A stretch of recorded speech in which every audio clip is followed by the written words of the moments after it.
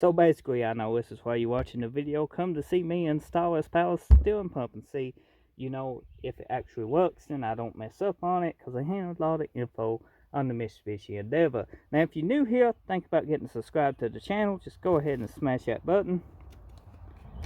So we get attention due to original manufactured variances. It is necessary to transfer the original banjo fitting inlet tube or reservoir electric sensor, if so equipped, to replace the unit. I kept all that from the one we removed, so let's go ahead and figure out exactly where everything goes again. Yeah, pickup tube goes here. So let's go ahead and remove this plug. Factory pickup tube. We go in just like so. It give us new O-rings, I think.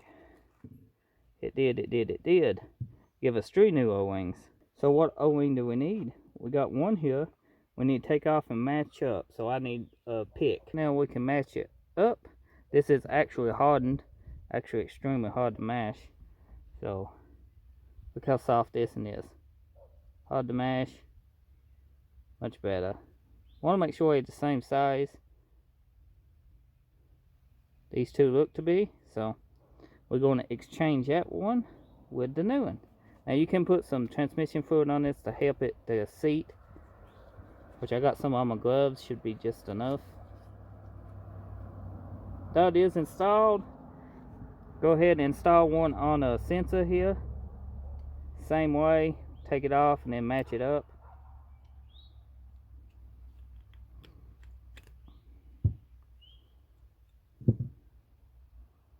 Looks really good. Now I do got an extra O-ring. I have no idea where it goes.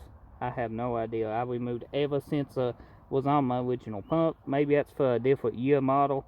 This is an 04 Endeavor. Maybe they use a different size switch or something. But you can see we got lubed up a little. Let's go ahead and install this tube here. Then we can remove this for a banjo fitting. Which goes, can't get it mixed up, dudes. Especially not my videos here to help you. So smash it in, goes in just like so. Make sure it turns easy. You don't want to tear the O-ring. You really don't want to pour it out if you don't have to, but you can. And check the O-ring. Looks extremely good. I actually might take a little bit more power steering fluid and put on this before I stick it in. So I just took some fluid, put around this. That way the seal don't go in dry. Oh, it fits so much better than before.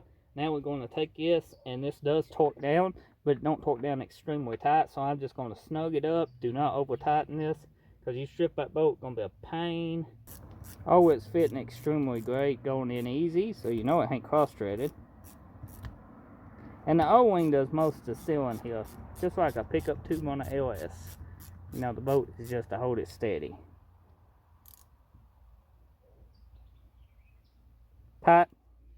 Tight enough. We don't want to over tighten it because it is aluminum and could strip. The banjo bolt, I'm going to leave this in here, keep dirt from out of it. Sensor time. This is the sensor, and how you can tell is this don't fit here. So same thing, going to put a little fluid on this new O-ring. Now you don't want to over tighten this little guy neither, because it's got an O-ring, and that's what it's off of. So I'll just screw this on in, and then we'll take a wrench or something and just snug this up. We can actually hold this pipe here while we twist. That's 11/16. It fits a little loose, but it fits tight enough that it'll work for what we need it. So go ahead and tighten this, because that should be a metric. Okay, see, it's snug now. Grab this and just give it just maybe just a eighth of a twist. Just like so. That's what the O-ring stuff is to seal. We should be good. Now the fun part will be pretty well installing this bad boy. The banjo bolt you can install in the line. It's still on the car. That's the way I left mine. You can install this once the pump is mounted. You got 2 new copper washers, and you got to reuse your old factory banjo bolt, which is here. So I'm going to set these to the side. Right here, O-ring. I still don't know what this is for, because I removed everything I find. Don't see no place it can go. Had to be for a different sensor, so I ain't too worried about it. So the next step, we're going to go ahead and put a backing plate back on. Now it is a certain way this goes, and I need to check my phone, cause I actually don't remember of how this bracket goes, or do I? This piece goes with this on the inside. Now I don't have gloves on at the moment because I had to double check my video of me removing everything. These are 12 millimeters. No Loctite is needed. I mean, you can use it if you want to, but I'm just going to take my impact, run them up. It should get it tight enough. And then hold the pump myself.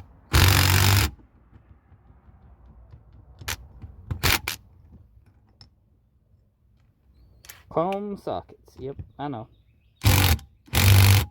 So I'll go ahead and put my gloves back on. I try not to get oil and stuff on my hands as much because I do work with a lot of electronics. And I do have a lot of fish, and I just don't like that stuff around it.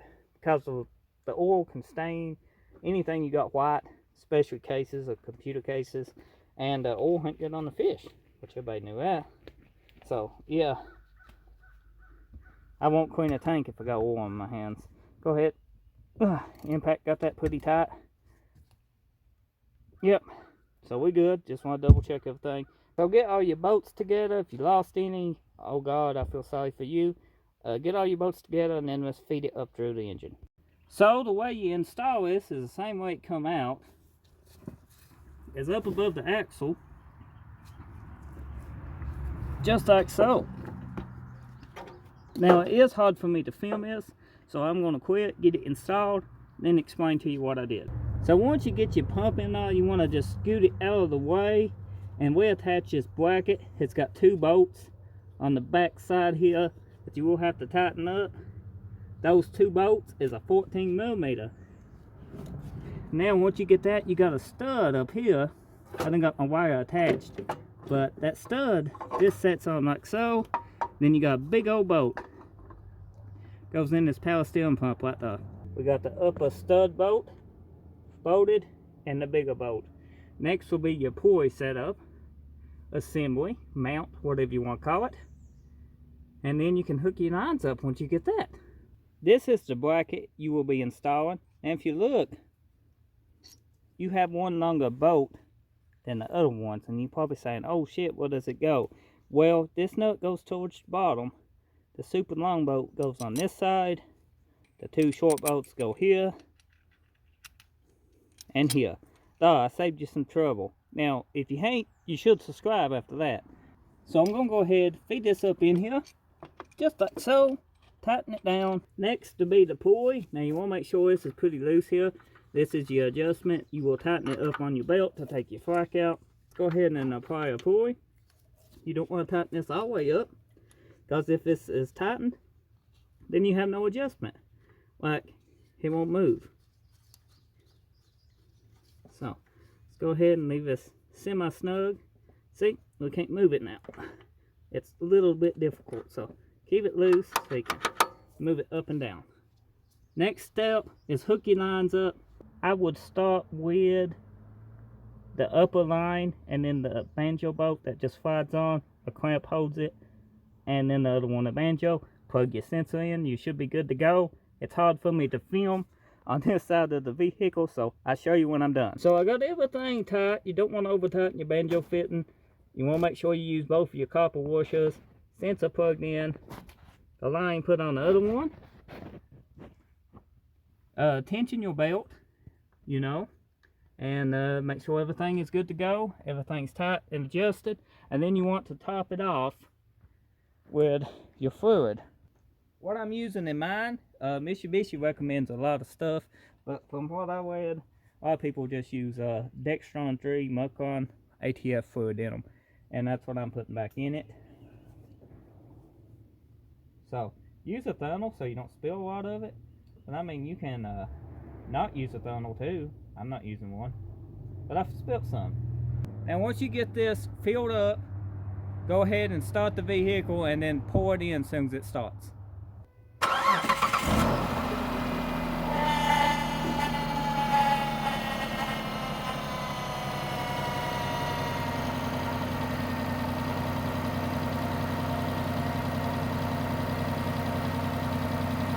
Once you get that, you want to check for leaks as you do this, but cut your wheel backwards and forwards, but I'm not going to do that part just yet because I'm on a jack stand and I couldn't knock it off the jack stand. So if you ain't leaking at this point, I'm starting to overflow.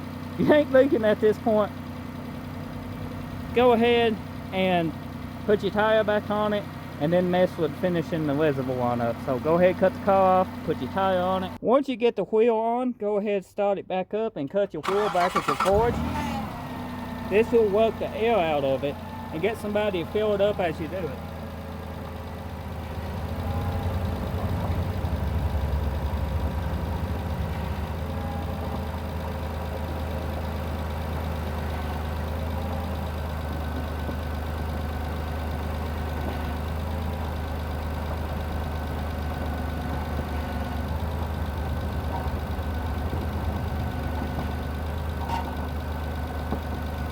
Looks like this system held about a quart.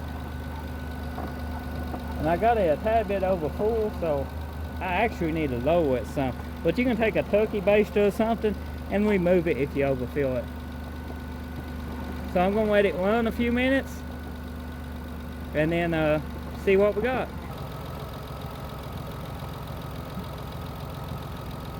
Once you get it at the level mark, and you cut your wheels quite a bit, and it's not taking no more power steering fluid, you can go to the next step. That's making sure your wheel is torqued down, because you should have done had it put on, and test drive it. See how it does. That's what I'm fixing to do. After the test drive, no more noise. The wheel cuts great. Everything seems okay. I have no leaks.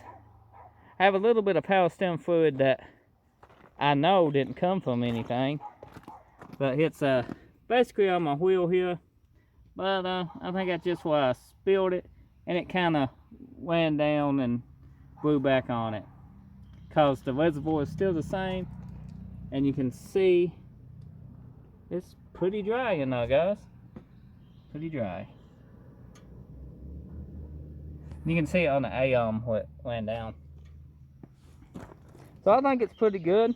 If you guys found this video helpful, you have it already, you're new to the channel, hit that subscribe button. I appreciate it if you do. I'll see you on the next video. Thank you for watching.